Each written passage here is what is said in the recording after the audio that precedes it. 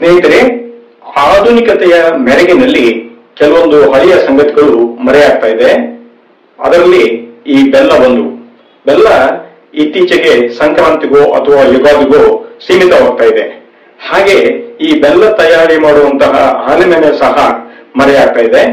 ಆದರೆ ಇತ್ತೀಚೆಗೆ ಅರಮನೆ ಮೈದಾನದಲ್ಲಿ ಆಲೆಮನೆಯನ್ನ ತಂದು ತೋರಿಸಿದ ಖ್ಯಾತಿ ಕೆಲವರದು.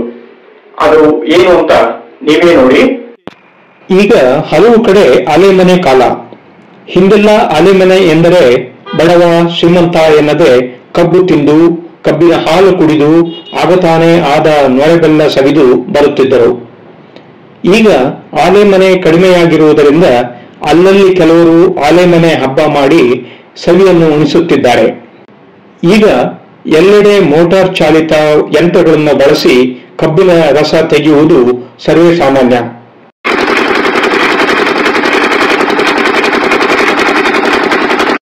ಆದರೆ ಬೆಂಗಳೂರಿನ ಅರಮನೆ ಮೈದಾನಕ್ಕೆ ಬಂದಿದ್ದ ಆಲೆಮನೆ ಸಾಂಪ್ರದಾಯಿಕವಾಗಿತ್ತು.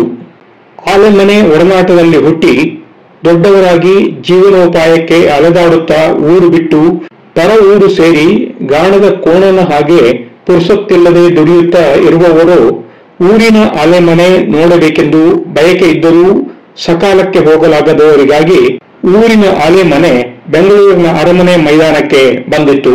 ಸವಿ ನೆನಪಿನ ಜೊತೆ ಊರ ಕಬ್ಬಿನ ಹಾಲಿನ ಸವಿ ಉಣಿಸಿತು.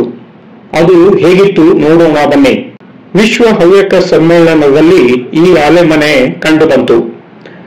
ಒಂದೆಡೆ ಕಾರ್ಯಕ್ರಮ ತೋರಿಸುವ ದೊಡ್ಡ ಪರದೆ, ಪಕ್ಕದಲ್ಲೇ ಊಟದ ಹಾಲ್, ಅಲ್ಲಿಗೆ ಹೋಗುವ ದಾರಿಯಲ್ಲಿ ಕಬ್ಬಿನ ಹಾಲ್.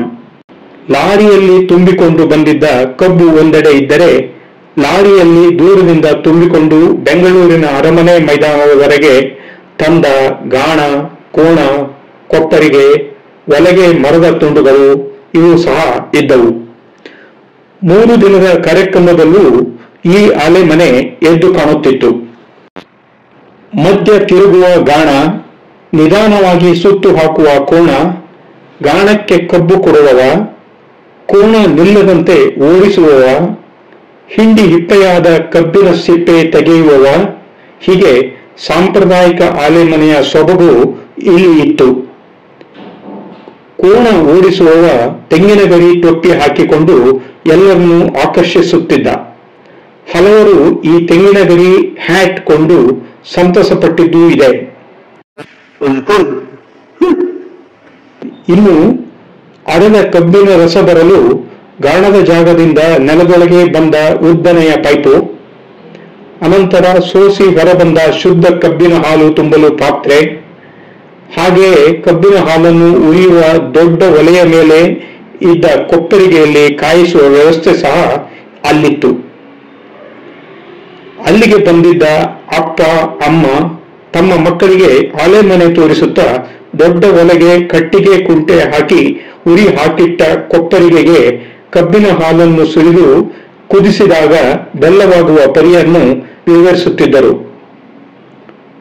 ಸುತ್ತು ಹಾಕುವ ಕೋಣ, ಕೂಗುತ್ತಾ ಕೋಣಗಳನ್ನು ಓಡಿಸುವ ಇವನನ್ನು ತೋರಿಸುತ್ತಾ ಫೋಟೋ ಸೆಲ್ಫಿ ತೆಗೆದುಕೊಂಡು ನಾವು ಆಲೆಮನೆಗೆ ಹೋಗಿದ್ದೆವು ಎನ್ನುವ ಸಂಭ್ರಮಕ್ಕೆ ಸಾಕ್ಷಿಯಾಗುತ್ತಿದ್ದರು.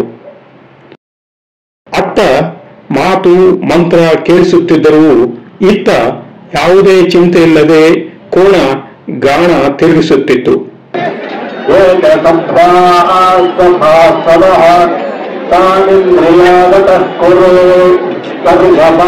ಲಾರಿಯಲ್ಲಿ ತಂದ ಕಬ್ಬು ಖಾಲಿಯಾಗುವ ತನಕ ಬಂದವರಿಗೆ ಕಬ್ಬಿನ ಹಾಲಿನ ಸವಿ ದೊರಕಿತು.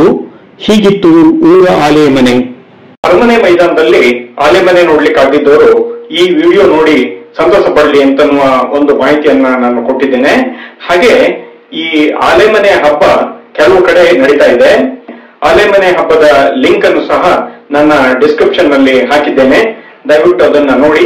ಮತ್ತು ಸಾಧಾರಣವಾಗಿ ಫೆಬ್ರವರಿ ಕೊನೆಯ ವಾರ ಅಥವಾ ಮಾರ್ಚ್ ಮೊದಲ ವಾರದಲ್ಲಿ ಐಟಿ ಬಿಟಿ ಉದ್ಯೋಗಿಗಳಿಗೂ ಅನುಕೂಲವಾಗಲಿ ಅಂತ ಶನಿವಾರ ಈ ಆಲೆಮನೆ ಹಬ್ಬ ನಡೆಯುವುದು ಸಹಜ.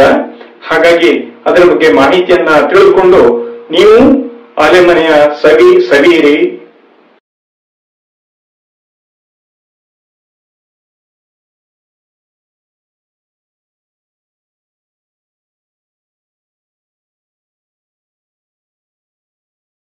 ಈ ವಿಡಿಯೋ ನಿಮಗೆ ಇಷ್ಟವಾಯ್ತಲ್ವಾ? ಹಾಗಾಗಿ ಒಂದು ಲೈಕ್ ಕೊಡಿ. ಈ ಆಲೆಮನೆ ವಿಷಯವನ್ನ ಇತರರಿಗೂ ಶೇರ್ ಮಾಡಿ. ಹಾಗೆ ಈ ಆಲೆಮನೆ ಬಗ್ಗೆ ನಿಮ್ಮ ಕಮೆಂಟ್ ಅನ್ನ ಹಾಕಿ. ಅದ್ರ ಜೊತೆಯಲ್ಲೇ ನನ್ನ ಚಾನಲ್ಗೆ ಸಬ್ಸ್ಕ್ರೈಬ್ ಆಗಿ. ಇಂತಹ ವಿಶೇಷ ವಿಷಯಗಳಿಗಾಗಿ ನನ್ನ ಚಾನಲ್ ನೋಡ್ತಾ ಇರಿ. ಧನ್ಯವಾದಗಳು.